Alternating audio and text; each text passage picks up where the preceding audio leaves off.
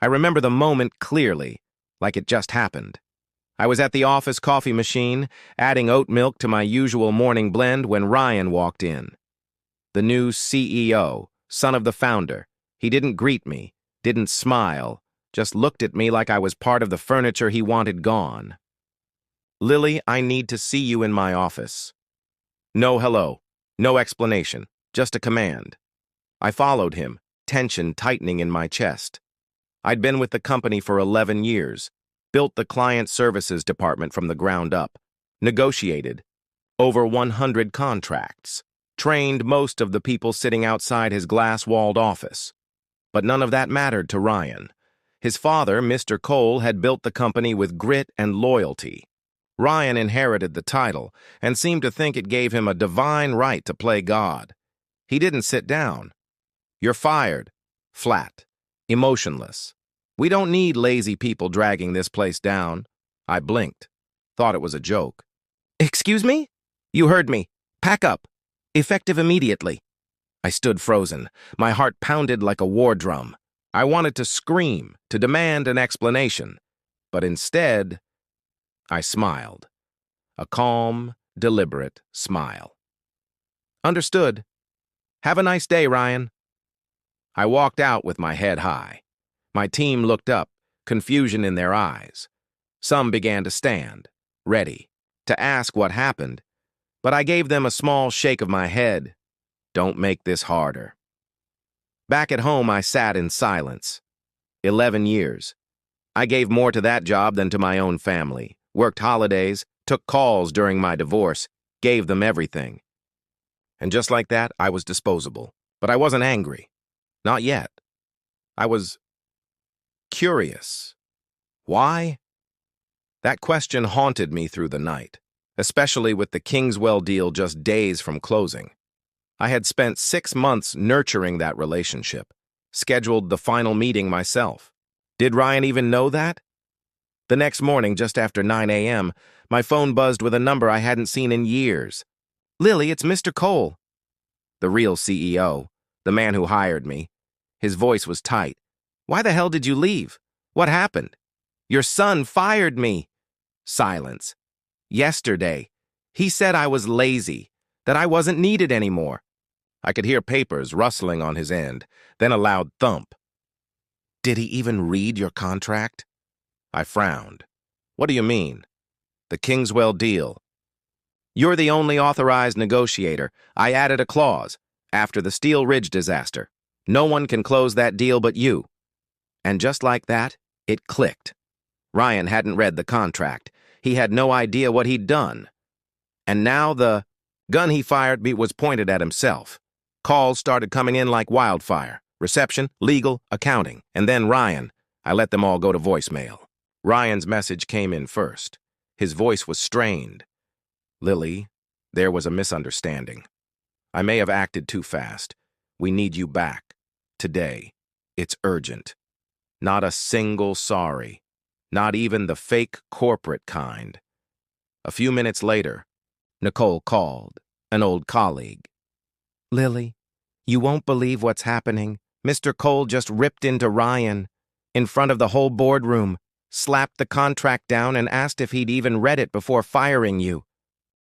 He hadn't. Ryan stammered about new direction, but it didn't fly. Mr. Cole didn't even let him finish. "If Kingswell walks," he told him, "your job becomes negotiable." I hung up and stared out my window. Something inside me had shifted. This wasn't revenge. It was clarity, control. I wasn't the pawn anymore. I was the player. At 11:15, I got a message from Mr. Cole. "Lily, I'm sincerely sorry for what happened. Please come in. Not just for the deal, but so we can talk privately." I didn't call back. I sent a message. "I'll consider returning to finalize the Kingswell deal, but only under specific conditions. I want to speak directly with you first." Then I got dressed, not like an employee returning to work, but like a guest walking into a room that had once tried to erase her. By noon, I walked into the office through the main entrance. Heads turned. The receptionist stood immediately. Ms. Harris, Mr. Cole is expecting you. The energy had shifted. Conversations halted. People watched. Mr. Cole was at his office door. He nodded. No smile. Thank you for coming. I walked in without a handshake. He shut the door. Behind us, sighed deeply. I made a mistake. I gave my son too much power too fast. I sat, waiting. What he did to you, it wasn't just wrong. It nearly cost us everything. Yes, I said. It did. He took responsibility, fully, offered my job back, full autonomy, complete control of the deal. Whatever you need, we'll put it in writing. Good, I said, because I want it all. Revised contract, written authority, and no interference from Ryan, ever. He agreed. And one more thing, I added. This can't happen again, not to me, not to anyone else. He nodded. You have my word. As I stepped out, I saw Ryan at the end of the hallway, arms crossed, fake chatting with a junior, exec. But when our eyes met, he froze. And in that moment, I saw it. The exact second he realized he no longer had control. By 1:30 p.m., the Kingswell team arrived. I greeted their CEO in fluent Arabic, his native language. His eyes lit up. You remembered. Respect goes a long way, I said. The meeting was seamless, trust restored, papers signed, deal done. Mr. Cole thanked me again afterward. You saved us. No, I corrected. I saved what mattered. Now build a company that deserves it. That evening, as I walked to my car, the weight of 48 hours began to lift. I didn't just come back. I returned as someone who finally understood her worth. And I demanded it be respected. What would you have done in Lily's place? Walked away for good? Or walked back in and reclaimed your power? Drop your thoughts below. And if you like this story, hit that like button, subscribe, and tap the bell, because we've got more real, raw stories coming your way. Stay strong, know your value, and don't let anyone treat you like you're replaceable, because you're not. Men like Ryan don't disappear, they retreat, and then they retaliate. By the following week, the Kingswell deal had hit headlines. In our industry newsletter, Breakthrough in Cross-Border Negotiations. It didn't name me, of course, but everyone at Cole & Co. knew who had sealed that deal. My inbox flooded with quiet congratulations. Internal messages from employees who'd stayed silent during the storm. Some were from junior team members I'd mentored years ago. Others were from managers who had once dismissed me in meetings, now praising my grace under pressure. I appreciated the kind words, but I wasn't naive. In corporate environments, applause fades fast, and loyalty often shifts with the wind. The office had returned to a strange version of normal. Laughter returned to the break room. Smiles floated around the halls again. And Ryan? Mr. Cole had stripped him of involvement in high-level decisions, until further notice. Still, I knew this wasn't over. Then came the small signs. Subtle, strategic. First, my travel reimbursement for the Kingswell meeting was delayed. Then documents I submitted for approval were returned unsigned, without explanation. And then the real red flag. An email I never wrote, allegedly from my address, was sent to a key overseas partner. It contained incorrect data. Fortunately, the client trusted me enough to reach out before reacting, but the doubt had been planted. It investigated. No hacking, no phishing. The message came from inside the office. And I knew. Ryan wasn't. Trying to fire me again. This time he wanted to smear me, to make me look incompetent, unstable, slowly poison my credibility until someone else did the job for him. I'd seen this game before. At my first job out of university, I watched a director do the same thing to people who got in his way.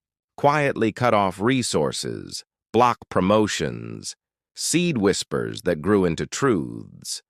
But I wasn't 22 anymore, and I wasn't disappearing. I documented everything, every mistake I didn't make, every unapproved delay, Every conversation, every odd look, every shift in tone, logged in a notebook no one could touch. Because in toxic workplaces, paper trails speak louder than outrage. Then, one afternoon, I was passing the conference room when I heard Ryan's voice through the glass. "She's unstable," he said. "Erratic since she came back. I don't think she's fit to manage high-pressure clients anymore." Another voice, one I didn't recognize, murmured a hesitant reply. "But the Kingswell deal, she pulled that off under serious pressure." Ryan scoffed. "She got lucky. We can't run this company on luck." I stood frozen in the hallway. Not with fear, but with fury. I knew now. This was his strategy. Quiet destruction. One planted seed at a time.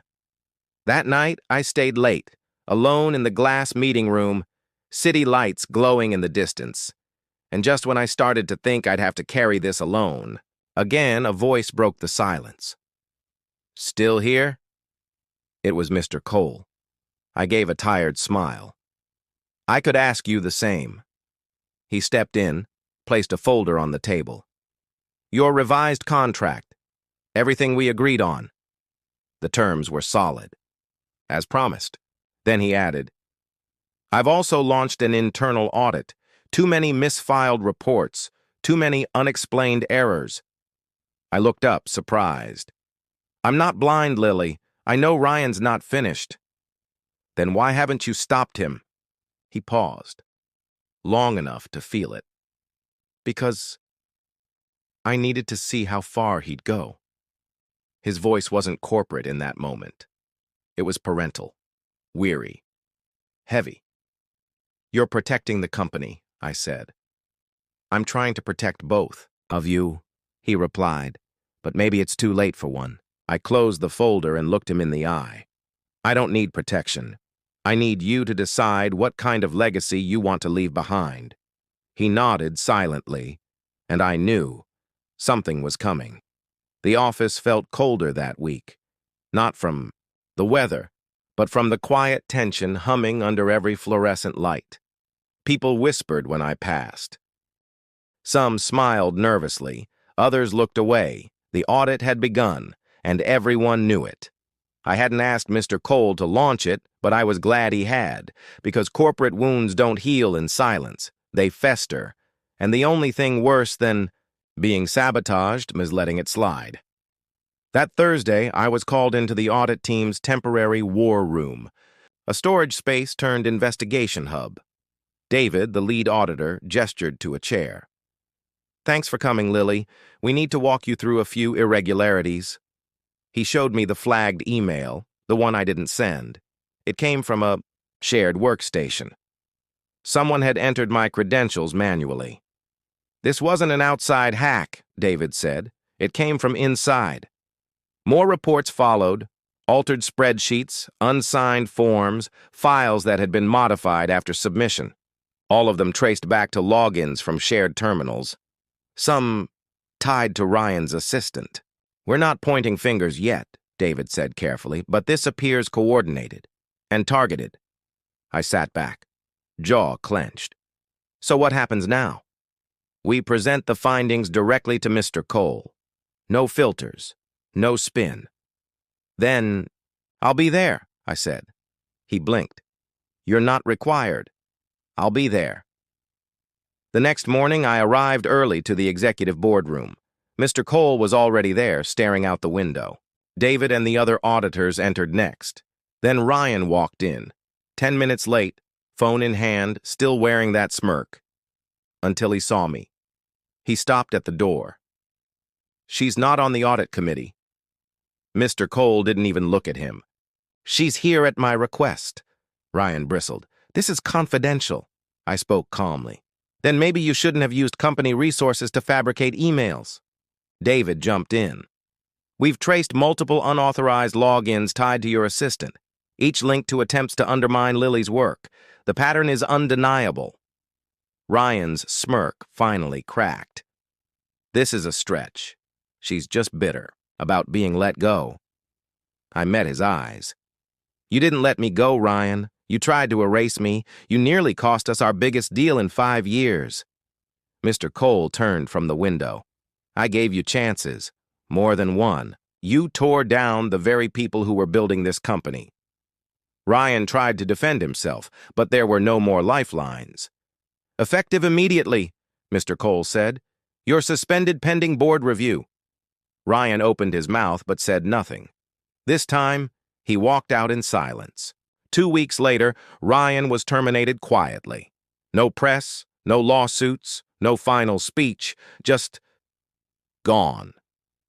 His name faded into whispers and office legends, and all that remained was the mess he left behind and the team that cleaned it up.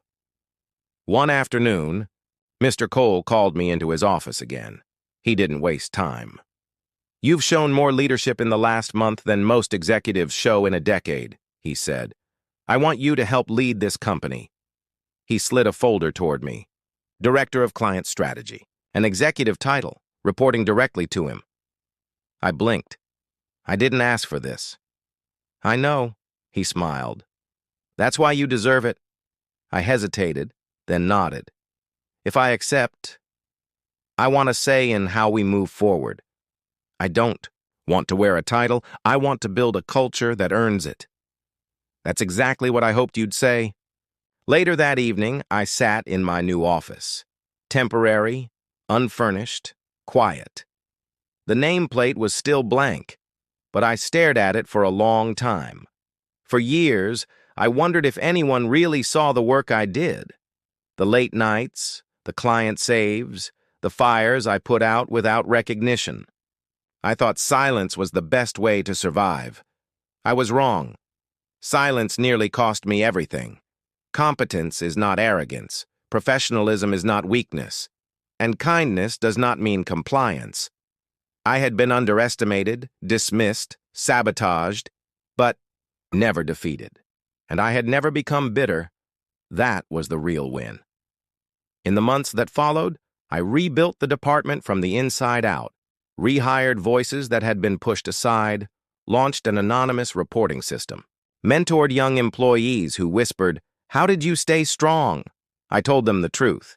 You don't always get to pick the battles, but you do get to decide who you become in the middle of them. As for Ryan, last I heard he was interviewing at smaller firms out of state. His reputation followed him, quietly but firmly. Some say Mr. Cole made sure it didn't go public. Maybe that was a final act of fatherly love. I didn't ask. I didn't need to. Because I had work to do. And for the first time in a long time, the door was finally open.